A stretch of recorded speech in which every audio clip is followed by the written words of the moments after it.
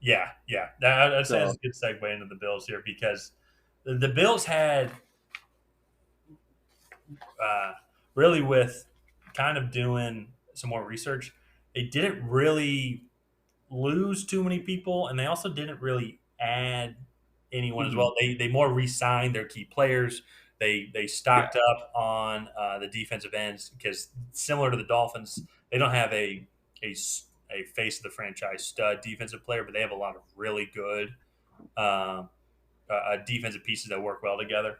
And with their first 2 round picks, Gregory Rousseau and Carlos Basham Jr., I know a lot of the Bills fans commented on like that was their purpose. They wanted to add depth and rotate the defensive ends, and it makes sense now because I think their sack leader was I think only had 4 or 5 sacks, but they had multiple guys with multiple sacks because the team had 38 total sacks, and they only yeah, really lost 3 or 4, I believe, with Quentin Jefferson being the main defensive piece that left. But a majority of the other starters came back, are coming back on the defense, and they they just seem like they're going to be the same team as last year, and their main thing is going to be continuing the success and improving yeah, from their successful year last year going to the AFC Championship. yeah. No, definitely. And I know we got a lot of hate in our uh, draft review of the Bills, but I would say they hate. didn't, like you said, they didn't really like improve. They just kind of added depth through the Mhm. draft, and then they re-signed some of their key players, and so that could end up being bad. But I think that their team is still young enough and improving that they're still going to kind of ride that Yeah. momentum wave into Mhm. this season, especially because they start out with such an easy schedule. They play Pittsburgh at home, then they go to Miami, then they have Washington and Houston at Buffalo.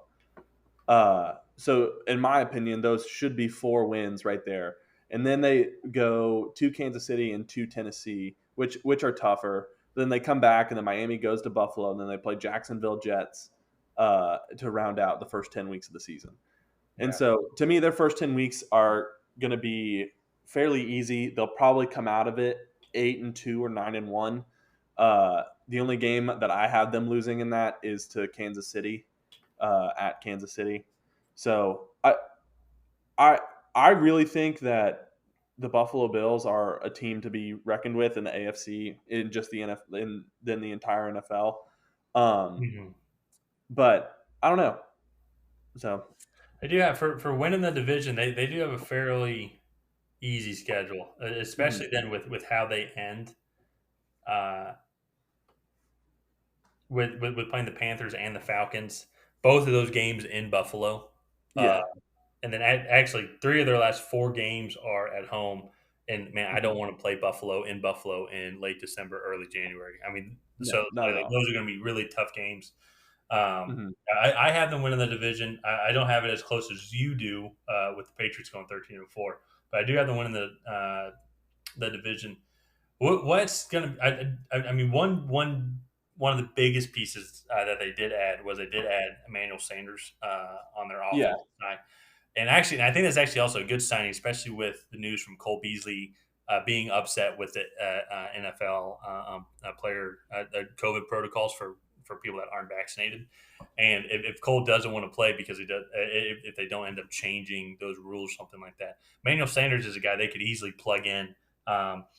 With Cole Beasley had just under 1,000 yards and 4 touchdowns last year. And Emmanuel Sanders had a little over 700 yards with 5 touchdowns. Yeah, So I mean, it wouldn't be that big loss of a production mhm. And because then you need a speedster on the other side to make teams pay attention because Stephon Diggs is obviously yeah, one of and the they best. have Gabriel Davis for that as well. They So do. Gabriel Davis will be a second-year wide receiver for them, and he was a big speedster, big down the field threat, kind of like what John Brown was, but he's a bigger guy who's going to just create separation with pure size. And Yeah, so they definitely have receiving weapons. I hope Cole Beasley doesn't sit out. He's one of my favorite players to watch. I agree. Uh, but I mean, uh, the loss of John Brown was not a big impact for them. For me, maybe one of the things that they could have touched on more was corner instead of drafting a couple defensive linemen in the first 2 rounds. but Yeah. honestly, they have Tredavious White, but uh, and so I think their cornerback group is good. It was just something that I guess they could have improved on instead of taking two Yeah. defensive ends. But kind of like what we said at the beginning of this take was that they didn't really lose a whole lot and they didn't really gain a whole lot. But Mhm. being as good as they were last year, that's probably a good thing that they just Yeah. are kind of the same. So, If there's really going to be one thing to watch, I would say with the Bills.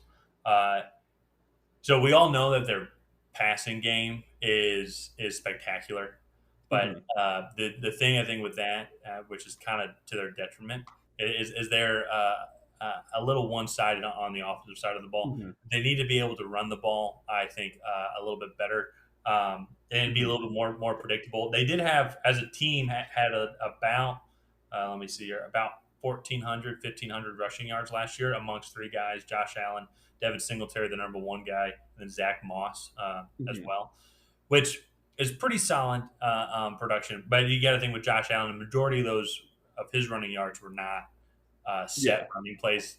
They were kind of improv running yards as well, just on Mhm, pass plays that broke down or guys weren't open, so he tried to get the first down himself. And I think it's going to be one of the biggest things is their offensive line. Their interior is not as good as some of the other guys. They have a great tackle tandem with Diane Dawkins and Daryl Williams, but their yeah. interior they need to have a little bit of improvement on their run blocking because Mhm, if Devin Singletary can become 1,000 yard rusher, or even yeah. just close to it, now teams have to worry about that. They got to maybe put, and instead of having just seven guys in the box and spread out the secondaries, maybe sometimes even Mhm. six guys in the box and one guy watching Josh Allen. They got to bring seven guys in, which is going to open up the passing game for them. Yeah, even That's more. going to be the biggest thing I think to watch for the Bills this year, Yeah.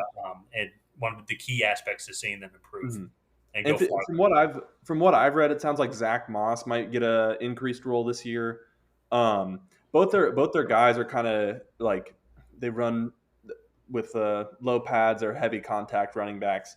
They don't really Mhm. have a big finesse guy, uh, but honestly, they don't.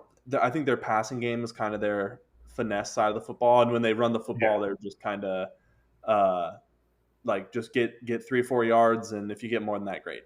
No, So. I agree with that, and that got them all the way to the AFC Championship, and Mhm, that's going to beat a lot of teams. They're going to win a lot of games with just how mhm, explosive their offense is. I would say if there's one weakness, I would say to this team, especially just on the offensive side of the ball, is just their ability to when they're trying to kill the clock is their ability to run the ball yeah, effectively. You know what I mean? Um, yeah, and so not saying that they're poor at running the ball. It's just be mhm, nice if they want to go farther and beat the Chiefs, let's say in the AFC Championship, or the Browns, or and maybe win and contend in the Super Bowl, is having that kind of unpredictability as well. Like when Josh Allen goes under center, is it going to be play action? Is it going to be a handoff to Devin Singletary up the middle, a pitch out wide? You know, mhm, because a lot of the, I mean, you could say with all the Super Bowl teams over the past couple of years, but a lot of times they've had really balanced offense. Whether it yeah, might not have been a great offense, it was at least balanced. So yeah, you had that unpredictability, so to say. So mhm, and, and I look at the Buccaneers last year. You know, I mean, they had a very well balanced offense, and were able to run the ball when they wanted to, and then they could do play action, which is going to suck the defense in, making for easy throws. So yeah, yeah. No, definitely. But overall, kind of to wrap up the Bills, I have them going 14-3 mhm. and winning the division. Uh, I have three teams in this division going above 500, and then the Jets at 7-10, which would put this team as the number one division in football. Yeah. I mean, Uh, I think there's a lot of. I think that's very plausible. yeah, yeah, no, and so I mean, it's kind of crazy how tough this division has gotten, especially since the Patriots are Hmm. only 2 years removed from Tom Brady dominating for the past 20 years. Yeah. So it's a little crazy to think about, but I think the Bills are going to be going to go back to back as division champs and probably make a pretty good late season push. Um, but yeah, other than that, I don't have too much else to say. So. Not really.